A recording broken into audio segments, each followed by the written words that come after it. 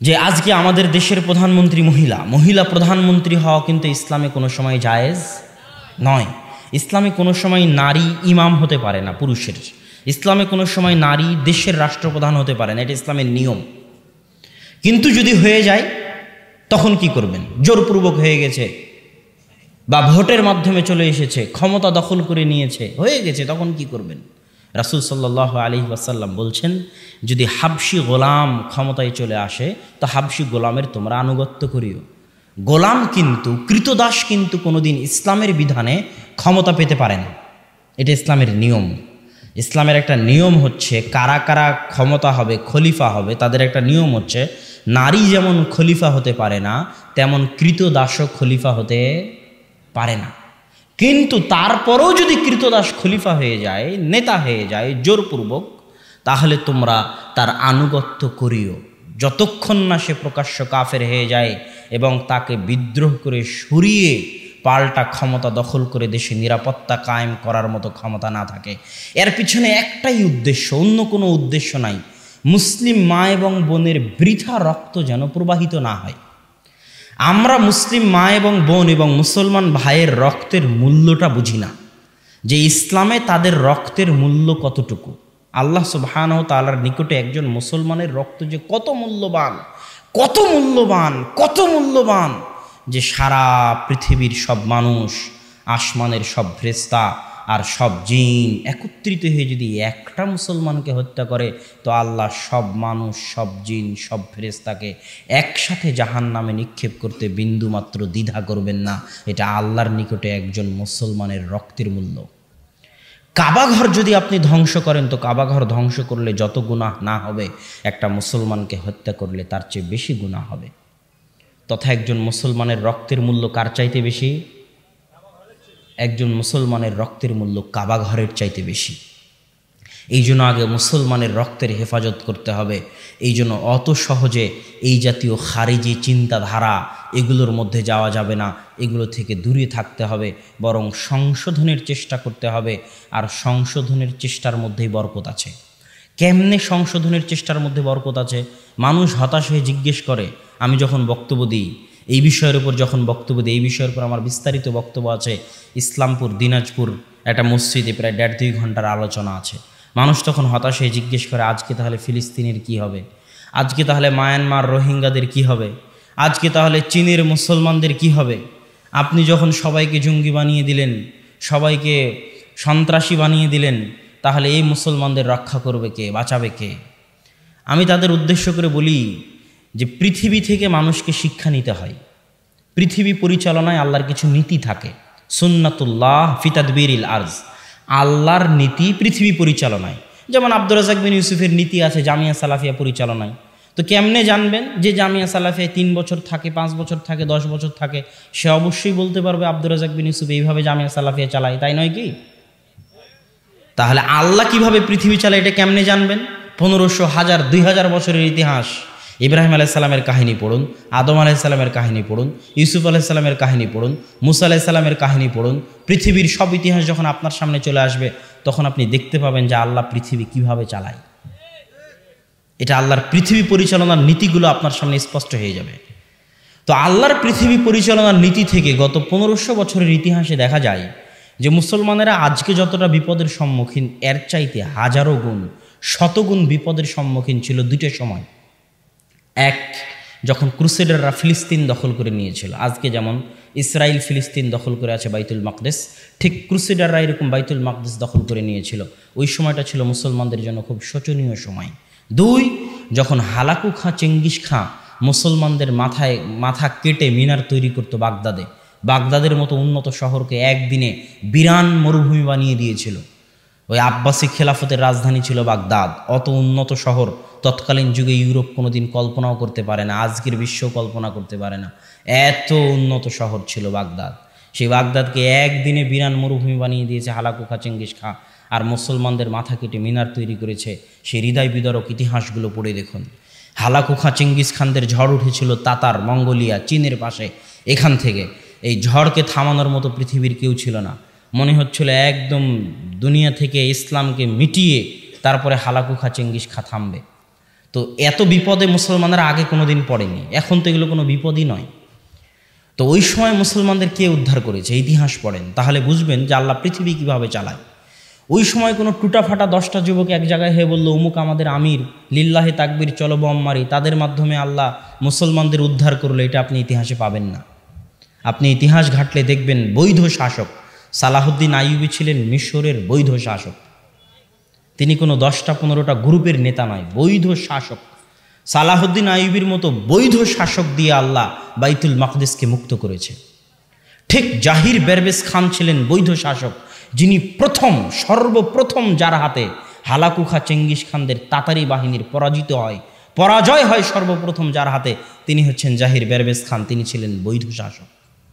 তো আল্লাহ সুবহানাহু ওয়া তাআলা মুসলমানদের নাজাত দেন বিপদে পড়লে বৈধ শাসক দিয়ে। তার আরেকটা দলিল হচ্ছে যখনই যারা বিপদে পড়ে তখন আল্লাহ তাদেরকে দোয়া শিখিয়ে দিয়েছে যে তোমরা দোয়া করবা যে আল্লাহ আপনি আমাদের সুলতানান নাসিরা, সাহায্যকারী শাসক দেন। এটা আল্লাহ দোয়া করতে বলেছে। কি দোয়া? সাহায্যকারী সুলতান শাসক দেন। এটা নয় যে সাহায্যকারী 10টা গ্রুপ দেন, যারা 10টা গ্রুপ এক জায়গায় জঙ্গি হামলা করে আমাদের নাজাত দিবে, আল্লাহ এটা শিখায়নি। আল্লাহ দোয়া করতে বলেছে সাহায্যকারী সুলতান, সাহায্যকারী শাসক দেন। মুসলমানদের সেই দোয়া করতে হবে এবং মুসলমানেরা নাজাত পাবে। অতীত ইতিহাস ঘাটলে পৃথিবী পরিচালনায় আল্লাহর নীতি দেখলে বোঝা যায় মুসলমানেরা আবারও যদি এই কঠিন পরিস্থিতি থেকে মুক্তি পায় তাহলে এরকম বৈধ ন্যায়পরায়ণ শাসকের হাত দিয়েই মুক্তি পাবে ইনশাআল্লাহ। আর যারা আমাদেরকে এই জাতীয় বক্তব্য দিলে দালাল বলে, তাদেরকে আমি বলেছি এবং এখনও বলি, যেই দিন বৈধ শাসক জেহাদের ডাক দিবে সেই দিন আহলে হাদিসের বাচ্চারাই জেহাদের কাতারে সবার আগে থাকবে ইনশাআল্লাহ। অতএব আমরা জেহাদ বিরোধী এই কথা বলে আমাদেরকে কলঙ্কিত করার, এই কথা বলে আমাদেরকে দালাল পেট্রোডলার খাই, এগুলো বলে আমাদেরকে ছোট করার কোনো উপায় নেই। যেই দিন দেখা যাবে বৈধ শাসক জিহাদের ডাক দিয়েছে সেই দিন আপনারাই যারা আমাদেরকে অপবাদ দিচ্ছেন তারাই হয়তো পালিয়ে যাবেন। কেননা তার প্রমাণ তো আছে, ইংরেজদের ক্ষেত্রে তার প্রমাণ তো আছে। ইংরেজ শাসনের বিরুদ্ধে প্রথম জিহাদের হুঙ্কার কে দিয়েছিল? শাহ ইসমাইল শহীদ রাহিমাহুল্লাহ, আল্লাহ তাকে শহীদ হিসেবে কবুল করুন। তার বই আছে রাফুল এদাইনের ওপর, তার বই আছে তাদকিরুল ইখওয়ান যেখানে তিনি তাকলিদের বিরুদ্ধে লিখেছেন, তার বই আছে তাকবিয়াতুল ইমান যেখানে তিনি শিরক বেদাতের বিরুদ্ধে লিখেছেন। ভারত পাকিস্তানের মাটিতে কেউ এতটা কঠিনভাবে শিরক বেদাতের বিরুদ্ধে লিখেছে এটা মনে হয় দুনিয়ার মানুষ জানতই না। তিনি হচ্ছেন শাহ ইসমাইল রাহিমাহুল্লাহ। তিনি রাফুল আদাইন করতেন, 25,000 হাদিসের হাফেজ ছিলেন, তিনি আহলে হাদিস। তিনিই প্রথম ইংরেজদের বিরুদ্ধে জিহাদের ডাক দেন। কিন্তু তার স্বপ্ন এখন পর্যন্ত পূরণ হয়নি। এই কথা বললে তো আবার বিপদে পড়ে যাব। কেন তার স্বপ্ন এখন পর্যন্ত পূরণ হয়নি? তার দলিল হচ্ছে মুসলমানেরা যখন ক্ষমতা হারায় তখন পুরো পাক ভারত বাংলাদেশের ক্ষমতা কাদের হাতে ছিল? মুসলমানদের হাতে। মুসলমানেরা যখন ক্ষমতা হারায় তখন পুরো পাক ভারতের ক্ষমতা কার হাতে ছিল? মুসলমানদের হাতে ছিল, তাই নয় কি? না শুধু বাংলাদেশ আর পাকিস্তান মুসলমানদের ছিল, সমগ্র ভারত উপমহাদেশ মুসলমানদের অধীনস্থ ছিল। তো যখন ইংরেজরা দখল করে নিল তখন শাহ ইসমাইল শহীদ যে জেহাদের ডাক দিলেন সেটা কি জেহাদের ডাক? পুনরায় সমগ্র ভারতে যেন ইসলাম প্রতিষ্ঠা হয়, সেটাই তো নাকি? তাই নয় কি? তো ওনার স্বপ্ন কি পূরণ হয়েছে? পূরণ হয়নি। তাহলে মুসলমানেরা কেমনে বলে যে আমরা স্বাধীন হয়েছি? 1947 সালে মুসলমানেরা যে দাবি করে আমরা স্বাধীন হয়েছি, আমার দৃষ্টিতে এই দাবি ঠিক নয়। কেন? আজকেও ভারতের পতাকা যে বিল্ডিংয়ে উঠানো হয় ওই বিল্ডিংয়ের মালিক মুসলমানেরা। লালকেল্লা যেটা, সেই লালকেল্লায় ভারতের পতাকা উঠে, ওই বিল্ডিংয়ের মালিক মুসলমান। দিল্লির অলিতে গলিতে এবং ভারতের অলিতে গলিতে মুসলমান শাসকদের সেই পদচিহ্ন এখনও থেকে গেছে। অথচ আজকে ভারতের মুসলমানেরা কত কষ্টে নিমজ্জিত। এনআরসি সিএ এর নামে ভারতের মুসলমানদের পরিচয় ছিনিয়ে নিয়ে দ্বিতীয় রোহিঙ্গা, দ্বিতীয় মায়ানমার বানানোর পরিকল্পনা চলতেছে। আমরা দোয়া করি আল্লাহ সুবহানাহু ওয়া তাআলা ভারতের মুসলমানদেরকে সহযোগিতা করুন এবং তাদের জন্য সুলতানান নাসিরা, সাহায্যকারী শাসক পাঠান। আল্লাহুম্মা আমিন। সম্মানিত উপস্থিতি, আমি আমার বক্তব্যে বলতেছিলাম যে ইসলাম শাসন পরিবর্তন করায় বিশ্বাসী নয়। যে ক্ষমতায় গেছে তাকে ক্ষমতায় থাকতে দিতে হবে, এর অনেক ফল আছে, অনেক গুণ আছে।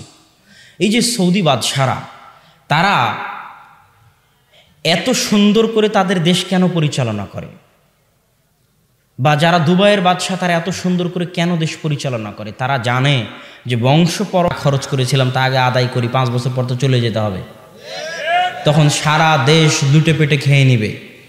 এই জন্য গণতন্ত্র বাংলাদেশের যত ক্ষতি করেছে পৃথিবীর আর অন্য কোনো দেশের তত ক্ষতি করতে পারেনি। কেন বাংলাদেশের বয়স তো আর কম হলো না, কোথায় 1971 আর কোথায় 2019 2020। তো সেখানে যখন বাংলাদেশ স্বাধীন হয় তখন মালয়েশিয়া বাংলাদেশের চাইতে দরিদ্র দেশ ছিল। আজ মালয়েশিয়া কোথায় পৌঁছে গেছে, আর বাংলাদেশ এখনও মনে করতেছে যে বাংলাদেশের উন্নতি হচ্ছে গার্মেন্টসগুলো, বাংলাদেশের উন্নতি হচ্ছে পদ্মা সেতু, রাস্তাঘাট। এই জিনিসটা বাংলাদেশের মানুষ কেন বুঝে না আমি বুঝি না। অবকাঠামোগত উন্নয়ন কোনোদিন উন্নয়ন নয়।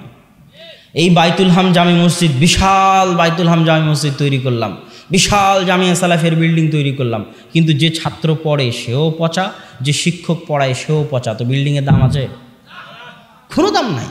তো অবকাঠামোগত উন্নয়ন কোনোদিন উন্নয়ন নয়। উন্নয়ন হচ্ছে শিক্ষার উন্নয়ন, জ্ঞানের উন্নয়ন। তো আপনি ব্রিজ দিয়ে কি করবেন? ওই ব্রিজে যে ইঞ্জিনিয়ার, সেই ইঞ্জিনিয়ার তো চায়নার, আর লেবার তো আপনার বাংলাদেশের। তাহলে এই ব্রিজের কোনো দাম আছে? যেই দিন আপনার ইঞ্জিনিয়ার দিয়ে আপনি পদ্মা ব্রিজ বানাতে পারবেন, সেই দিন বুঝবো যে হ্যাঁ আপনি উন্নত হয়েছেন। ঠিক তেমনি আজকের যে গার্মেন্টসগুলো, গবেষণা পড়ে দেখেন বাংলাদেশের মানুষ কম শ্রমে বেশি কাজ করে দেয়, এই জন্য গার্মেন্টসগুলো চলে। যখন অন্য দেশের মানুষ কম শ্রমে এত বেশি কাজ করে দিবে, তখন বাংলাদেশের গার্মেন্টসগুলো বন্ধ হয়ে যাবে। এটাই পৃথিবীর নিয়ম, হতে হবে। না হলে যারা পারমাণবিক বম বানাতে পারে তারা একটা প্যান্ট শার্ট বানাতে পারবে না, তাদেরকে প্যান্ট শার্ট কিনতে হবে বাংলাদেশের কাছ থেকে। এটা কোনো কথা হলো? তার মানে কোশ্চিনকালেও এটা উন্নতির আলামত নয়। উন্নতি হচ্ছে শিক্ষায়, আর শিক্ষার জায়গাতেই তো বাংলাদেশ সবচেয়ে পিছিয়ে। যে বিশ্ববিদ্যালয়গুলো থেকে মানুষ শিক্ষা গ্রহণ করবে, ওই বিশ্ববিদ্যালয়গুলোতে তো সব সন্ত্রাসী, ডাকাত আর চোরেরা পড়ে, আর সন্ত্রাসী, ডাকাত আর চোরেরা পড়ায়, নিয়মিত কোনো দিন ক্লাসে আসে না। বিশ্ববিদ্যালয়ের টিচার আসা নাকি লাগে না, আশ্চর্য। অথচ সৌদি আরবে একজন শিক্ষক, বিশ্ববিদ্যালয়, মদিনা বিশ্ববিদ্যালয়ের শিক্ষক, হাই পর্যায়ের টিচার, হাজার হাজার রিয়াল বেতন, তারপরও 1 মিনিট ক্লাসে আসলে, দেরিতে আসলে আল্লাহকে ভয় করে যে আমার এই টাকাটা কি হালাল হবে, এটার কি আমি জবাব দিতে পারবো? মদিনা ইসলামী বিশ্ববিদ্যালয়ের শিক্ষক। আর বাংলাদেশের বিশ্ববিদ্যালয়ের শিক্ষক মানে ক্লাসে আসা লাগে না। তাহলে এই টাকার হিসাব কিয়ামতের মাঠে কি দিবে? টাকা তো আমার আপনার না তার বাপের? ঢাকা বিশ্ববিদ্যালয়, রাজশাহী বিশ্ববিদ্যালয় চলে কাদের টাকায়? আমার আপনার টাকায়। তাহলে এই যে এই বিশ্ববিদ্যালয়গুলোতে যেখান থেকে মানুষ সঠিক হওয়ার কথা, সেই জায়গাগুলো আজ ধ্বংসের দ্বার প্রান্তে দাঁড়িয়ে আছে। তো সম্মানিত উপস্থিতি, আমরা জঙ্গিদের আলোচনা করছিলাম যে জঙ্গিরা 2টা জায়গায় পা পিছলে গেছে। 1, তারা কাফের রাষ্ট্রকে, মুসলিম রাষ্ট্রকে কাফের রাষ্ট্র মনে করে। 2, তারা কবিরা গুনাহগার মুসলমানকে কাফের মনে করে। অথচ কবিরা গুনাহগার মুসলমান কাফের নয়। দলিল, আল্লাহ সুবহানাহু ওয়া তাআলা কবিরা গুনাহগার মুসলমানকে মুমিন বলে ডেকেছেন কোরআনে। আল্লাহ বলছেন, ইয়া আইয়ুহাল্লাযীনা আমানু তুবু ইলাল্লাহ, হে ইমানদারগণ তোমরা তওবা করো। তো তওবা কে করে? সাগিরা গুনাহ যে করে সে তওবা করে? সাগিরা গুনাহ ওযু করলে ক্ষমা হয়ে যায়, 1 সালাত থেকে আরেক সালাতের মাঝে ক্ষমা হয়ে যায়, 1 জুমা থেকে আরেক জুমার মাঝে ক্ষমা হয়ে যায়, 1 রমজান থেকে আরেক রমজানের মাঝে ক্ষমা হয়ে যায়। কিন্তু কাবিরা গুনাহ করলে তওবা করা লাগে। আর আল্লাহ কাবিরা গুনাহগার মুসলিমকে বলতেছে, ইয়া আইয়ুহাল্লাযীনা আমানু, হে ইমানদারগণ। মানে কবিরা গুনাহ করার পরও সে এখনো কি আছে? মুমিন আছে। কথা মনে হয় বুঝাতে পারিনি। শত শত দলিল পেশ করতে পারবো যে কাবিরা গুনাহ করার পরও মানুষ মুমিন থাকে। ওই যে 99 জনকে হত্যা করলো বানি ইসরায়েলের ব্যক্তি, তারপরে 100 জনকে হত্যা করলো, তাকে আল্লাহ জান্নাতে দেয়নি? যদি সে কবিরা গুনাহ করলে যদি কাফের হয়ে যেত, তাহলে কি সে জান্নাতে যেতে পারত? অসম্ভব। কবিরা গুনাহ করলে মানুষ ফাসেক হয়, পাপিষ্ঠ হয়, পাপাচারী হয়, তাকে তওবা করতে হয়, কিন্তু সে কাফের হয় না। কেননা কবিরা গুনাহ করলে যদি কাফের হয়ে যায়, তাহলে তওবা করবে কি থেকে? তওবা করার তো কোনো রাস্তাই নাই। শাফাত থাকবে কার জন্য? আল্লাহ রাসূল কিয়ামতের মাঠে কার জন্য শাফাত করবে? যদি কবিরা গুনাহ করলে মানুষ কাফের হয়ে যায়, তো কিয়ামতের মাঠে আল্লাহ রাসূল শাফাত করার জন্য কাউকে পাবে না। কিয়ামতের মাঠে শাফাত করার জন্য, আল্লাহর অঞ্জলিতে উঠার জন্য কোনো মানুষ থাকবে না। যদি কাবিরা গুনাহ করলে মানুষ কাফের হয়ে যেত, এরকম হাজারো শত দলিল পেশ করা যাবে যে কাবিরা গুনাহ করলে মানুষ কাফের হয় না। আর যে দলিলগুলো আমরা পেশ করি এই দলিলগুলো সব ইমাম বুখারী দিয়ে গেছেন। সহিহ বুখারীর কিতাবুল ঈমান খুলেন, প্রথম অধ্যায়গুলোই হচ্ছে কিতাবুল ঈমান। প্রথম থেকে নিয়ে শেষ পর্যন্ত ইমাম বুখারী দলিল দিতে থেকেছেন যে ঈমান কুফর এর মধ্যে পার্থক্য আছে, কুফরুন দুনা কুফরিন। যে কোরআন এবং হাদিসে কুফর শব্দ ব্যবহার হলেই কাফের। কোরআন হাদিসে ব্যবহার হয়েছে একজন মুসলমানকে গালি দেওয়া ফাসিকি, আর একজন মুসলমানকে হত্যা করা কুফরি। তার মানে যে মুসলমানকে হত্যা করবে সে কাফের হয়ে যাবে? কথা বলেন। এটারই উত্তর ইমাম বুখারী সহিহ বুখারীতে দিয়েছে যে কুফরের স্তর আছে, একটা কুফর যেই কুফর করলে সে পূর্ণাঙ্গ কাফের হয়ে যাবে, আর একটা কুফর যে গুনাহগার হবে, ফাসেক হবে। এগুলো সব দলিল ইমাম বুখারী রাহিমাহুল্লাহ দিয়ে রেখেছে তার গ্রন্থের মধ্যে। তো সম্মানিত উপস্থিতি, আমরা বলছিলাম তারা কবিরা গুনাহগার মুসলমানকে কাফের মনে করে, এটা হলো তাদের প্রথম বিভ্রান্তি এবং এটা ভুল কথা, এটা চলবে না। বরং কবিরা গুনাহগার মুসলমানেরা ফাসেক, তারা তওবা করে ইসলামে ফিরে আসতে পারে। শাফাতের হকদার তারাই, আল্লাহর অঞ্জলিতে উঠার হকদার তারাই। তারা যদি তওবা করে আল্লাহর নিকটে দোয়া করে তাহলে আল্লাহ সুবহানাহু ওয়া তাআলা তাদেরকে ক্ষমা করে দিবেন। তারা হচ্ছে ফাসেক মুমিন। এখানে আরেকটা বিষয় আপনাকে বলে রাখি, সেটা হচ্ছে কাফের মুসলিম রাষ্ট্রকে কাফের রাষ্ট্র মনে করে। তো রাষ্ট্র কতক্ষণ মুসলিম থাকে? কিভাবে রাষ্ট্র মুসলিম হয়? যে রাষ্ট্রের অধিকাংশ জনগণ মুসলমান, যে রাষ্ট্রে ইসলামী সংস্কৃতির প্রভাব থাকে, যে রাষ্ট্রে ইসলামী হুকুম আহকাম বিধিবিধান মানতে কোনো বাধা নাই, যে রাষ্ট্রের রাষ্ট্রনেতা মুসলমান, নাম কাওয়াস্তে হলেও প্রকাশ্য কাফের নয়, এইরকম যে গুণাবলী যে রাষ্ট্রের মধ্যে পাওয়া যাবে সেই রাষ্ট্রকে কাফের রাষ্ট্র বলা যাবে না, বরং মুসলিম রাষ্ট্র বলতে হবে। তবে পূর্ণাঙ্গ মুসলিম নয়, ফাসেক মুসলিম রাষ্ট্র। যেমন বাংলাদেশ, পাকিস্তান, এগুলো কি মুসলিম রাষ্ট্র? ফাসেক মুসলিম রাষ্ট্র। এগুলোকে সংশোধন করার চেষ্টা করতে হবে। এগুলোর বিরুদ্ধে বিদ্রোহ করে মুসলমানদের রক্ত, মাল, সম্পদ ধ্বংস করার চেষ্টা করা যাবে না। এখানে আরও একটা কথা আপনাকে বলে রাখি যে কাফের হলেই যে তাকে হত্যা করতে হবে তা কিন্তু নয়। কাফের হলেই কি হত্যা করতে হবে নাকি? হ্যাঁ, এই সম্পর্কে ইসলামের বিধান আছে। কয়েক শ্রেণীর কাফের যাদেরকে আপনি হত্যা করতে পারবেন না, আল্লাহ রাসূল বলেছে তাদেরকে যদি আপনি হত্যা করেন তাহলে আপনি জান্নাতের গন্ধও পাবেন না। এক, যেই কাফের রাষ্ট্রের সাথে মুসলিম রাষ্ট্রের চুক্তি আছে, চুক্তি, যে ইসলামী খেলাফতের সাথে কোনো কাফের রাষ্ট্রের চুক্তি আছে, ওই চুক্তিবদ্ধ কাফের রাষ্ট্রের কোনো কাফেরকে কোনো মুসলমান হত্যা করতে পারবে না। দুই, যেই কাফের রাষ্ট্র থেকে কোনো ব্যক্তি মুসলমান রাষ্ট্রে এসেছে নিরাপত্তা নিয়ে, রাষ্ট্র বলেছে আমি তাকে নিরাপত্তা দিলাম। যেমন যখন আল্লাহ রাসূল মক্কা বিজয় করলো তখন আল্লাহ রাসূল বলল, আল্লাহ রাসূল কি বলল আপনাদের মনে আছে? আল্লাহ রাসূল বলল সুফিয়ানের বাড়িতে, তাদের বাড়িতে, উমুক উমুকের বাড়িতে, সব নাম ধরে ধরে আল্লাহ রাসূল বললেন তাদের বাড়িতে যারা আশ্রয় নিবে তারা নিরাপদ, তারা নিরাপদ, তারা নিরাপদ। মানে রাষ্ট্র তাদেরকে কি দিয়ে দিল? নিরাপত্তা দিল। এখন আল্লাহর রাসূলের অধীনস্থ কোনো ব্যক্তি তাদের গায়ে হাত উঠাতে পারবে না। ঠিক যখন কোনো কাফের কোনো মুসলিম রাষ্ট্রে ঢুকবে, মুসলিম রাষ্ট্র তাকে ভিসা দিয়েছে। ভিসা দেওয়া মানে কি দেওয়া? নিরাপত্তা দেওয়া। তো যে ভিসা নিয়ে এসেছে তাকে আপনি হত্যা করতে পারবেন না, কেননা মুসলিম রাষ্ট্র তাকে নিরাপত্তা দিয়েছে। তাকে নিরাপত্তা দেওয়া আপনার জিম্মেদারি। আপনার সরকার তাকে নিরাপত্তা দেওয়ার ওয়াদা করেছে, তাকে নিরাপত্তা দেওয়া আপনার জিম্মেদারি। যদি আপনি তাকে হত্যা করেন আপনি জান্নাতের গন্ধ পাবেন না, আল্লাহ রাসূলের হাদিস। তিন, যে কাফের মুসলিম রাষ্ট্রে বসবাস করে জিজিয়া দিয়ে, কর দিয়ে যে কাফের মুসলিম রাষ্ট্রে বসবাস করে তার রক্ত হারাম, তাকে আপনি হত্যা করতে পারবেন না। শুধু তাই নয়, এমনকি যুদ্ধরত অবস্থায় যে দেশের সাথে যুদ্ধ চলতেছে তাকে বলা হয় দারুল হারব আর দারুল ইসলাম। দারুল ইসলাম আর দারুল হারবে যুদ্ধ চলতেছে। তো যে দেশের সাথে যুদ্ধ চলতেছে ইসলামিক খেলাফতের, ওই দেশেরও নারী, শিশু, বয়োবৃদ্ধ যারা যুদ্ধের মাঠে আসেনি তারা কাফের হওয়ার পরও আপনি তাদেরকে হত্যা করতে পারবেন না। এটা ইসলামের নিয়ম।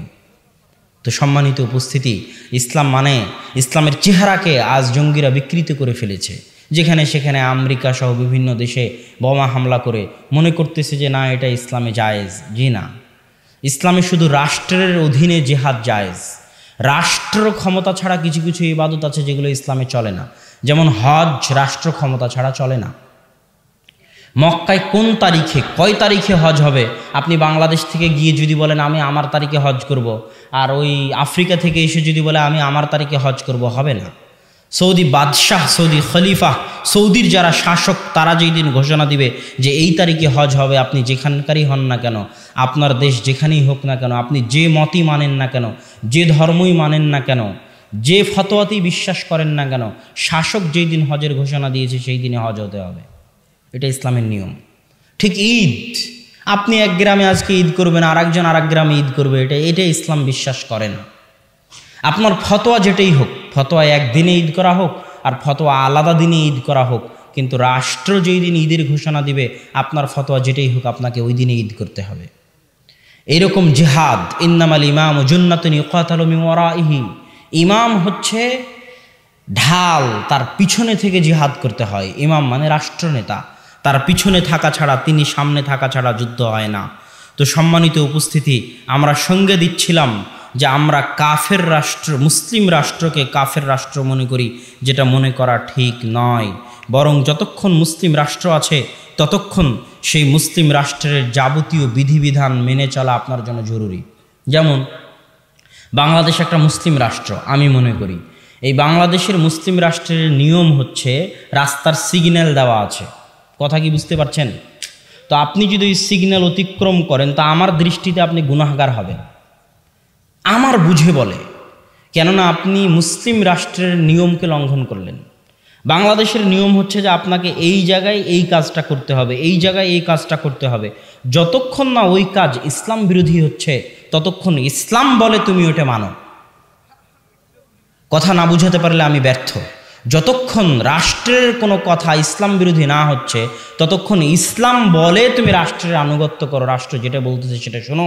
যদি সেটা তুমি লঙ্ঘন করো, তাহলে তুমি গুনাহগার হবে। এটার নামে ইকামতে দিন। ইকামতে দিন মানে রাস্তাঘাট বন্ধ করে দিয়ে, রাষ্ট্রের বিরুদ্ধে বিদ্রোহ করে, রাষ্ট্রের মাল সম্পদ, ধন সম্পদ নষ্ট করে। বাংলাদেশের সম্পদ কার সম্পদ? আমাদের সম্পদ। কথা বুঝেননি? বাংলাদেশের সম্পদ আমাদের সম্পদ। তা আমি মিছিল মিটিং করে, জ্বালাও পোড়াও করে, হরতাল করে বাংলাদেশের সম্পদকে নষ্ট করতেছি, মানে আমার ক্ষতি করতেছি। আমি ফতোয়া দিয়ে, কাফের ফতোয়া দিয়ে বাংলাদেশের পুলিশ, আর্মি, র্যাবকে হত্যা করতেছি, মানে আমি আমার দেশের ক্ষতি করতেছি, এটা বুঝতে হবে। আমি ইসলামের ক্ষতি করতেছি, এটা বুঝতে হবে। কেননা প্রকারান্তরে এটা হচ্ছে ফাসেক মুসলিম রাষ্ট্র হলেও কাফের রাষ্ট্র নয়। অতএব এই ফাসেক মুসলিম রাষ্ট্রের প্রত্যেক জিনিস, একটা টাকাও আমানতের সাথে হেফাজত করা প্রত্যেক মুসলমানের দায়িত্ব। আপনি রাষ্ট্র ক্ষমতায় আছেন, OC, DC, SP, commissioner, chairman, মন্ত্রী, জনগণের টাকা আপনার হাতে আছে। ইসলাম বলতেছে এই টাকার হেফাজত করতে হবে। ক্ষতি করলে কিয়ামতের মাঠে জবাব দিতে হবে, আপনি একটা মুসলিম রাষ্ট্রের ক্ষতি করেছেন, ধ্বংস করেছেন। সম্মানিত উপস্থিতি, এই জন্য আমি আপনাদের সামনে বলতেছিলাম যে ইকামতে দ্বীনের সঠিক অর্থ আমরা বুঝি না। ইকামতে দ্বীনের সঠিক অর্থ বুঝতে গেলে আপনাকে বুঝতে হবে ইকামতে সালাত কাকে বলে। ইকামতে সালাত মানে কি ডাঙ্গিপাড়ার সব মানুষকে আজ সকালে গিয়ে ফজরের সময় পিটিয়ে মসজিদে নিয়ে আসবে, এর নাম ইকামতে সালাত।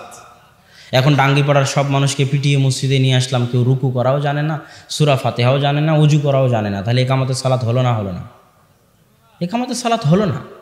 ইকামতে সালাত মানে আমি নিজে যদি আমার মধ্যে ইকামতে সালাত করতে চাই, তার মানে সালাতের যাবতীয় হুকুম আহকাম বিধিবিধান মেনে, যেভাবে ওযু করার সেভাবে ওযু করে, যেভাবে সালাত আদায় করার সেভাবে সালাত আদায় করে যদি আমি নিয়মিত 5 ওয়াক্ত সালাত আদায় করি, তাহলে আমি আমার মধ্যে কি করলাম? জোরে কথা বলেন, কি করলাম? ইকামতে সালাত করলাম। এটা হচ্ছে ঠিক ইকামতে দ্বীন। তার মানে ইকামতে দ্বীন মানে আরেকজনকে পিটিয়ে দিন মানাতে হবে তা না। ইকামতে দ্বীন মানে আমার নিজের মধ্যে জন্ম থেকে মৃত্যু পর্যন্ত, পায়ের পাতা থেকে মাথার চাঁদি পর্যন্ত আমি ইসলামের যাবতীয় বিধিবিধান মানতেছি কিনা। যদি মানি, তাহলে আমি আমার মধ্যে ইকামতে দ্বীন করলাম। যদি আমার পরিবারকে মানাতে পারি, তাহলে আমার পরিবারের মধ্যে ইকামতে দ্বীন করলাম। এটা হচ্ছে ইকামতে দ্বীন। নিজে মানার নাম হচ্ছে ইকামতে দ্বীন, আর একজনকে জোর করে মানানোর নাম ইকামতে দ্বীন নয়। সম্মানিত উপস্থিতি, সুতরাং ইকামতে দ্বীনের আমাদেরকে ভুল ব্যাখ্যা বোঝানো হয়েছে।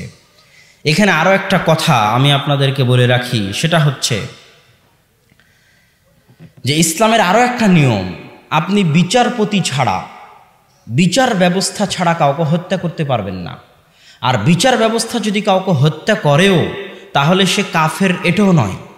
যেমন ইসলামের নিয়ম হচ্ছে কেউ যদি বিবাহিত অবস্থায় জেনা করে তাকে হত্যা করতে হবে। তো যে বিবাহিত অবস্থায় জেনা করেছে সে কি কাফের হয়ে গেছে? হ্যাঁ, তাকে তো হত্যা করতে বলা হচ্ছে। একদল মানুষ মনে করে যে যে বিধানে হত্যার হুকুম আছে মানে কাফের হয়ে গেছে। জি না, ওই হত্যাটা তার জন্য কাফারা, সে জান্নাতেও চলে যেতে পারে। যে আরেকজন মুসলমানকে হত্যা করেছে তাকে হত্যা করতে হবে তার মানে সে কাফের হয়ে গেছে তা নয়। তাকে যে হত্যা করা হবে এই হত্যাটা তার ওই গুনাহের জন্য কাফারা, সে জান্নাতেও চলে যেতে পারে।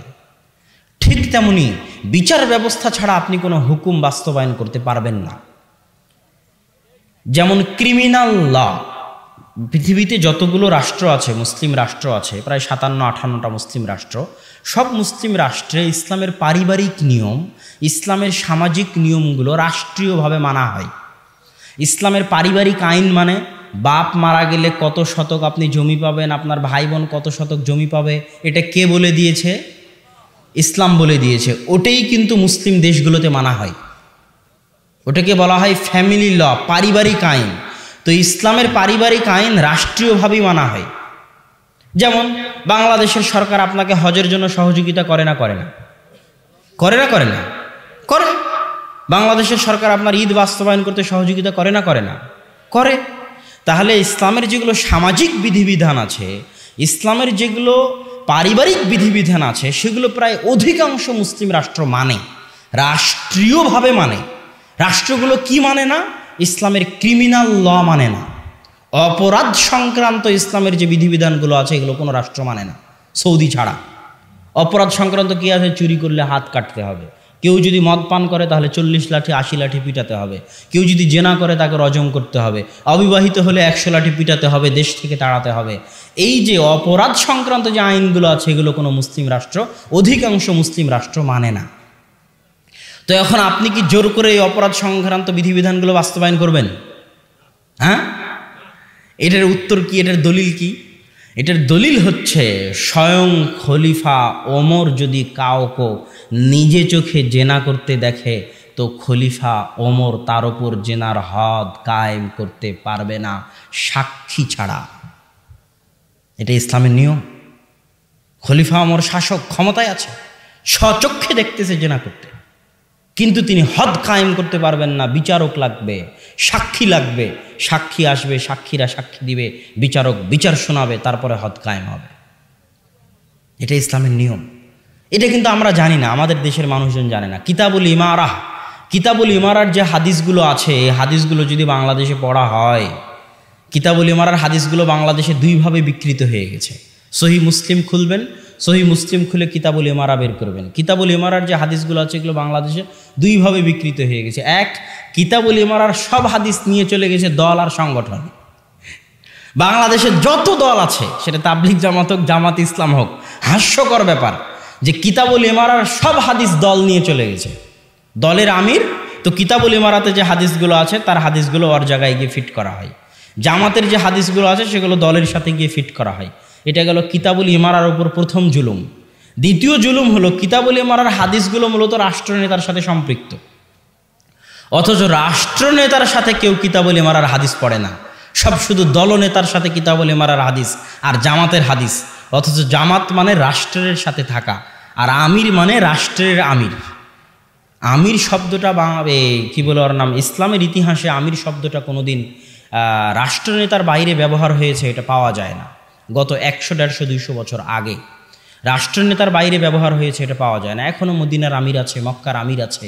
আমার ওস্তাদ মুফতি ইউসুফ তাওয়ালি দারুল উলুম দেওবন্দের শিক্ষক, তিনি তাবলিগ জামাতের আমিরকে লক্ষ্য করে বলতেন, তাবলিগ জামাতের আমিরকে লক্ষ্য করে বলতেন যে আপনি কেউ চুরি করলে হাত কাটতে পারেন না, কেউ জেনা করলে রজম করতে পারেন না, কেউ অপরাধ করলে গ্রেফতার করতে পারেন না, তাহলে আপনি কিসের আমির?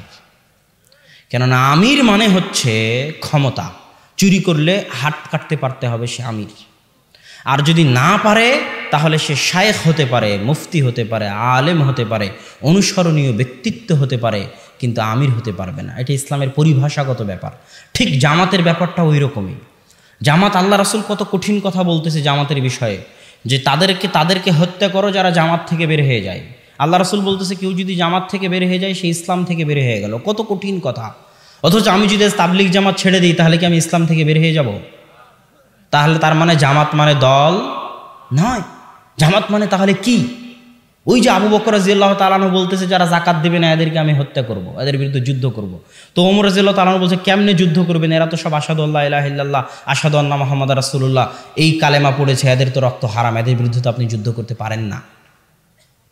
এটা কে বলতেছে? ওমর রাদিয়াল্লাহু তাআলা আনহু বলতেছে। তো ওমর রাদিয়াল্লাহু তাআলার কথা শুনলেনই না আবু বকর রাদিয়াল্লাহু তাআলা আনহু। আবু বকর রাদিয়াল্লাহু তাআলার ওই বাক্য কত কঠোর কঠিন সেটা আব্বুর যাকাতের বক্তব্যে শুনিয়েন যে কত কঠোর কঠিন। যে লাউ মানাউনি কালান ইউদ্দুনাহু ইলা রাসূলিল্লাহ, ওমর শুনে রাখো যারা আল্লাহর রাসূলের যুগে যাকাত দিতে আসতো, যাকাত দিতে এসে গরু ছাগল উটের সাথে গরু ছাগল উটের দড়িও দিয়ে যেত। আজ আমি আবু বকর আমার যুগে যাকাত দিতে এসে যদি গরু ছাগল উট দিয়ে যায় আর গরু ছাগল উটের দড়ি না দিয়ে যায়, শুনে রাখো ওমর যারা আল্লাহ রাসূলের যুগে ওসর দিতে এসে খেজুর গম ধান চাল দিয়েছে, খেজুর গম ধান চালের বস্তাও রেখে দিয়ে গিয়েছে, আর আমি আবু বকর আমার যুগে খেজুর ঢেলে দিয়ে বস্তা নিয়ে যেতে চাই, তাহলে আমি আবু বকর ওই দড়ি ওই বস্তার জন্য যুদ্ধ চালিয়ে যাব, হয় মরবো না হয় মারবো। তাহলে এরা তো সব মুসলমান, তো মুসলমানদেরকে আবু বকর রাদিয়াল্লাহু তাআলা কেন মারতে চাইলেন? দলিল, এরা জামাত থেকে বের হয়ে গেছে। কথা কি বুঝলেন? রাষ্ট্রনেতার আদেশ, বৈধ খলিফার আদেশ, বৈধ খলিফার নির্দেশকে অমান্য করে তার বিরুদ্ধে বিদ্রোহ করেছে, তার মানে জামাত থেকে বের হয়ে গেছে। এদেরকে এখন রাষ্ট্রনেতা হত্যা করতে পারে, ফাঁসি ঝুলিয়ে দিতে পারে, এটা তার জন্য জায়েজ। তার মানে জামাত মানে হচ্ছে রাষ্ট্র, খেলাফা, তার সাথে সম্পৃক্ত থাকা। জামাতের আরেকটা অর্থ হচ্ছে মসজিদের জামাতের সাথে সম্পৃক্ত থাকা। মসজিদের জামাতের সাথে যদি কোনো মুসলমান সম্পৃক্ত না থাকে তাহলে সে জামাতবদ্ধ থাকলো না, এটা ছোট জামাত, এটা হচ্ছে জামাতবদ্ধ জীবনযাপনের অংশ। ইসলাম একটা সংগঠনের মতো। ইসলামের নেতা মুহাম্মদ সাল্লাল্লাহু আলাইহি ওয়াসাল্লাম, ইসলামে মাসিক কিয়ানত দিতে হয়, ইসলামে বাৎসরিক কিয়ানত দিতে হয়, সেটা যাকাত দিতে বাধ্য। আর সারাদিন যত ইয়ানত দিবেন, যত দান করবেন, এটা ঐচ্ছিক। ইসলামের বাৎসরিক সম্মেলন আছে, যেমন তাবলিগ জামাতের আছে টঙ্গীতে, সেটা হচ্ছে হজ, যেতে বাধ্য যদি ক্ষমতা থাকে। ইসলামের প্রশিক্ষণ কর্মশালা আছে অন্যান্য সংগঠনের মতো, সেটা সিয়াম, 1 মাসের প্রশিক্ষণ কর্মশালা। ঠিক ইসলামের শাখা অফিস আছে যেমন অন্য সংগঠনের আছে, মসজিদ হচ্ছে ইসলামের শাখা অফিস। যারা ইসলাম নামক সংগঠনের সদস্য থাকতে চায় দিনে 5 বার তাদেরকে মসজিদে হাজিরা দিতে হবে। হাজিরা না দিলে ইসলামের জামাত থেকে, মুসলমানদের জামাত থেকে সে বের হয়ে যাবে। এর নাম হচ্ছে জামাত, আর এর নাম হচ্ছে কিতাবুল ইমারা। কিতাবুল ইমারার হাদিসগুলো পড়েন, সব রাষ্ট্রনেতার সাথে সম্পৃক্ত। আল্লাহ রাসূল বলছে সে মারুক পিটুক তার তোমরা আনুগত্য করো। তো সম্মানিত উপস্থিতি, এখানে আরও একটা কথা বলি, যেটা বলছিলাম যে বিচার ব্যবস্থা ছাড়া আপনি কোনো বিধান বাস্তবায়ন করতে পারবেন না, স্বয়ং ওমর রাদিয়াল্লাহু তাআলা আনহু পারবেন না, এটা তো আমাদের দেশের মানুষরা জানে না। আরও একটা কথা বলি, জোরপূর্বক রাষ্ট্র ক্ষমতা দখল করতে হবে কি না? জোরপূর্বক জি না। কেন? আল্লাহ সুবহানাহু ওয়া তাআলা আপনার উপর যাকাত ফরজ করেছে। কখন? যখন আপনি নিসাব পরিমাণ সম্পদের মালিক হবেন তখন। তো আপনি নিসাব পরিমাণ সম্পদের মালিক হননি মানে আপনাকে যাকাত দেওয়া লাগবে না। তো আপনি এখন ভাবতেছেন আমার তো যাকাত দেওয়া হচ্ছে না, তো জোর করে চুরি করে বাটপারি করে ডাকাতি করে নিসাব পরিমাণ সম্পদের মালিক হই তারপরে যাকাত দিব, এটা কি চলবে? চলবে না। তো যেমন জোর করে অন্যায়ভাবে যাকাত নিজের উপর ফরজ করার জন্য জোর করে আপনি চুরি করে ডাকাতি করে যাকাত নিজের উপর ফরজ করবেন, এটা নয়। ঠিক তেমন রাষ্ট্রের ইসলাম যে যেখানে ক্ষমতায় আছে সারা মুসলিম বিশ্বে, আজকে বাংলাদেশের প্রধানমন্ত্রী শেখ হাসিনা থেকে শুরু করে, পাকিস্তানের প্রধানমন্ত্রী ইমরান খান থেকে শুরু করে, সৌদির বাদশাহ থেকে শুরু করে সকলের উপর, যে যেখানে ক্ষমতায় আছে সকলের উপর